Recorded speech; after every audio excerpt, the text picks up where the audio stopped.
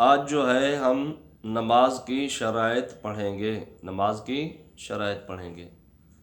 تو نماز کی شرائط جو ہے یہ 6 ہیں۔ نماز شروع کرنے سے پہلے ان 6 شرطوں کا پایا جانا ضروری ہے، ٹھیک ہے نا۔ اگر یہ 6 شرطیں نہیں پائی گئی، نماز شروع کرنے سے پہلے اگر یہ شرائط نہیں پائی گئی تو نماز شروع ہی نہیں ہوگی، لہٰذا ان کا خیال کرنا بہت ضروری ہے۔ نماز شروع کرنے سے پہلے ان کا خیال کرنا بہت ضروری ہے۔ دیکھیں سب سے پہلے کیا ہے، وہ ہے طہارت، سے طہارت۔ تو طہارت کا مطلب یہ ہے کہ نمازی کا بدن پاک ہو۔ ایک تو یہ ہے کہ طہارت سے کیا مراد ہے، نمازی کا بدن پاک ہو۔ دوسرا کیا ہے کہ نمازی کا لباس پاک ہو، نمازی کا لباس، جو اس نے لباس پہنا ہوا ہے وہ لباس کیا ہو، پاک ہو۔ تیسرا کیا ہے کہ جس جگہ وہ نماز پڑھ رہا ہے، جس جگہ وہ نماز پڑھ رہا ہے اس جگہ کا ہر قسم کی نجاست سے پاک ہونا۔ لہٰذا اگر نمازی کا بدن پاک نہیں ہے یا جو لباس اس نے پہنا ہوا ہے وہ لباس پاک نہیں ہے، یا جس جگہ وہ نماز پڑھ رہا ہے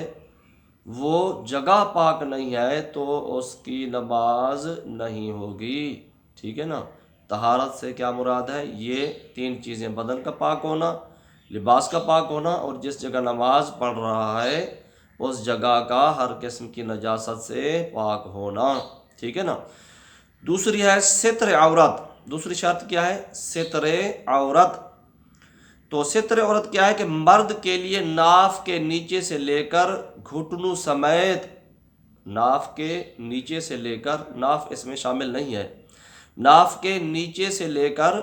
گھٹنوں سمیت بدن کا سارا حصہ جو ہے وہ چھپا ہوا ہو۔ اگر یہ چھپا ہوا نہیں ہوگا تو نماز نہیں ہوگی۔ جبکہ عورت کے لیے ان 5 اعضاء، وہ 5 اعضاء کون سے ہیں، منہ، اسی طرح دونوں ہتھیلیاں، دونوں پاؤں کے تلوے، ٹھیک ہے نا، ان کے علاوہ یہ جو میں نے 5 چیزیں بتائی ہیں نا، کون سی، منہ کی ٹکلی، دونوں ہتھیلیاں، دونوں پاؤں کے تلوے، ان کے علاوہ سارا جسم عورت کا چھپا ہوا ہونا ضروری ہے۔ اگر چھپا ہوا نہیں ہوگا تو نماز نہیں ہوگی۔ اسی طرح اگر ایسا باریک کپڑا پہنا ہوا ہے نماز میں جس سے بدن کا وہ حصہ جس کا نماز میں چھپانا فرض ہے وہ اگر نظر آ رہا ہے، یا جلد کا رنگ ظاہر ہو رہا ہے اس سے، یعنی جس طرح کپڑا پہنا ہوا ہے اس سے کیا ہو رہا ہے کہ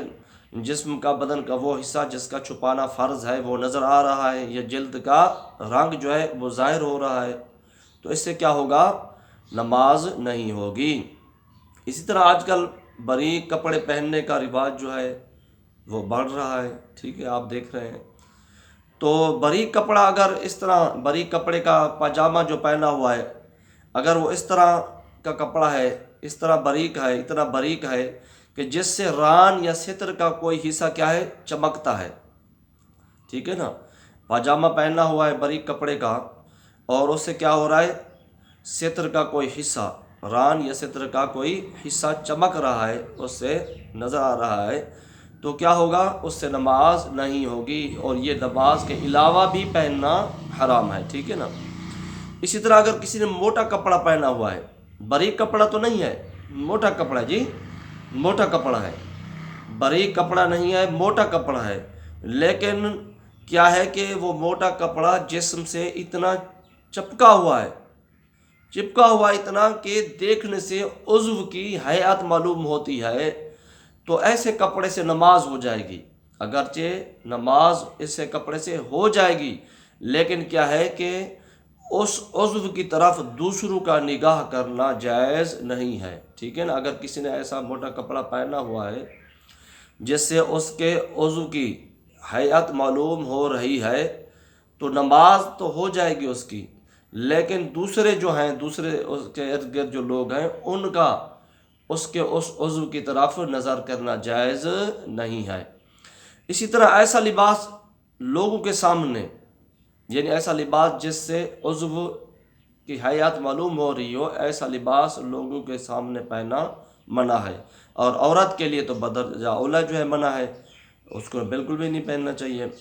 اسی طرح بعض خواتین جو ہے وہ ململ کا جو ہے، اسی طرح ململ کا یہ کہ دوسرا باریک کپڑا پہنتی ہیں، چادر وغیرہ پہن کے نماز پڑھتی ہیں، باریک کپڑا ململ کی چادر وغیرہ یا اسی طرح کسی اور کپڑے کی جو ہے باریک کپڑے کی چادر وغیرہ پہن کے نماز پڑھتی ہیں، جس سے کیا ہوتا ہے کہ بالوں کی سیاہی جو ہے وہ چمکتی ہے، بالوں کی سیاہی چمک رہی ہوتی ہے، بال اس سے تھوڑے تھوڑے نظر آ رہے ہوتے ہیں۔ تو کیا ہوگا؟ ایسا لباس پہن کر نماز پڑھنا ناجائز ہے، ایسے لباس میں نماز نہیں ہوگی۔ ایسے ہی چادر اگر کسی عورت نے پہنی ہوئی ہے جو باریک ہے، جس سے بالوں کی سیاہی نظر آ رہی ہے، تو ایسی چادر پہن کر عورت کا نماز پڑھنا جائز نہیں ہے۔ اگر ایسی چادر باریک چادر پہن کر نماز پڑھی کسی عورت نے، جس سے بدن اس کا بالوں کی سیاہی جس سے نظر آ رہی ہے، ٹھیک ہے نا، اس طرح کی اگر چادر پہن کر عورت نے نماز پڑھی تو کیا ہوگا؟ اس کی نماز نہیں ہوگی۔ لہٰذا عورتوں کو اس چیز کا بھی خاص خیال رکھنا چاہیے، ایسا باریک کپڑا، ایسی باریک چادر اوڑھ کر نماز نہ پڑھیں جس سے بالوں کی سیاہی نظر آئے اور بالوں کی سیاہی اسے چمکے، ٹھیک ہے نا۔ تو نماز کی طہارت اور ستر عورت یہ دو ہو گئے۔ اچھا، تیسرا بھی بتا دیتا ہوں، اس کے بعد پھر تین جو ہے اگلی اس میں بتا دوں گا اگلے سبق میں۔ تیسرا استقبال قبلہ۔ استقبال قبلہ کا مطلب یہ ہے کہ جب آدمی نماز پڑھ رہا ہو تو اس کا رخ، اس کا منہ جو ہے قبلہ کی طرف ہو، ٹھیک ہے نا۔ اگر اس کا رخ، اس کا منہ قبلہ کی طرف نہیں ہوگا تو اس کی نماز نہیں ہوگی۔ اگر کوئی شخص ایسی جگہ ہے کہ جہاں قبلے کا پتہ ہی نہیں چل رہا کہ قبلہ کس طرف ہے، تو ایسی صورت میں آدمی کو تحری کرنی چاہیے۔ تحری کا مطلب یہ ہے کہ غور و فکر کرنا چاہیے، اور غور و فکر کرنے کے بعد جس طرف اس کا دل جم جائے کہ اس طرف قبلہ ہے تو اسی طرف منہ کر کے نماز پڑھ لے۔ اور اس نے نماز پڑھ لی تحری کر کے، یعنی غور و فکر کر کے، بعد میں پتہ چلا کہ جس طرف میں نے منہ کر کے نماز پڑھی ہے اس طرف قبلہ نہیں ہے، تو اس صورت میں بھی اس کی نماز ہو جائے گی، ٹھیک ہے نا، کیونکہ اس نے غور و فکر کر کے نماز پڑھی ہے، بعد میں پتہ چلا ہے کہ قبلہ اس طرف نہیں ہے، تو اس صورت میں اس کی نماز ہو جائے گی، دوبارہ نماز پڑھنے کی ضرورت نہیں ہے اس کو۔ ہاں، اگر کوئی شخص تحری کر کے نماز پڑھ رہا تھا، غور و فکر کر کے نماز پڑھ رہا تھا، اور اس نے جب غور و فکر کی اس کو پتہ چلا اس طرف جو ہے قبلہ ہے، اس طرف منہ کر کے نماز پڑھ رہا تھا، اور دوسرا آیا اس کی دیکھا دیکھی، اس نے بھی اسی طرف منہ کر کے نماز پڑھنا شروع کر دی، تو اس کی نماز اس طرح نہیں ہوگی، کیونکہ اس نے تحری نہیں کی۔ پہلا شخص جو ہے وہ تو تحری کر کے اپنی غور و فکر کر کے نماز پڑھ رہا تھا، جس طرف اس کا دل جمع تھا اس طرف جو ہے نا اس نے منہ کر کے نماز پڑھنا شروع کر دی، تو اس کی نماز تو ہو جائے گی۔ لیکن دوسرا جو اس کی دیکھا دیکھی، یعنی اس نے خود نے، دوسرے نے تحری نہیں کی، غور و فکر نہیں کی، بلکہ دوسرے کی دیکھا دیکھی اس نے بھی اسی طرف منہ کر کے نماز پڑھنا شروع کر دی، تو اس دوسرے کی نہیں ہوگی۔ تو یہ نماز کی یہ تین شرائط میں نے آپ کو بتا دی، اور باقی تین شرائط جو ہے انشاءاللہ اگلے سبق میں آپ کو میں بتاؤں گا۔